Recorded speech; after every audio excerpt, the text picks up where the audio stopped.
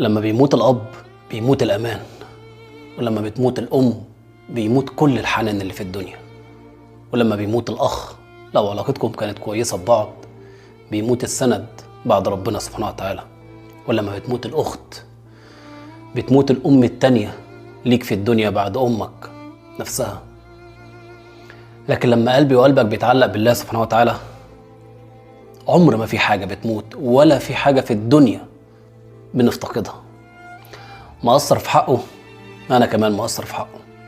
ينفع تبعد عنه؟ هيردك من على بابه؟ هيسيبك وانت متعلق بيه؟ ربك سبحانه وتعالى رحمته وسعت كل شيء. ربك سبحانه وتعالى مفيش أفضل من رحمته ولا في أفضل من إيده لما بتتمدله تتمدلك. ربك سبحانه وتعالى اوعى تقطع علاقتك بيه. مهما أنا وانت قصرنا في حقه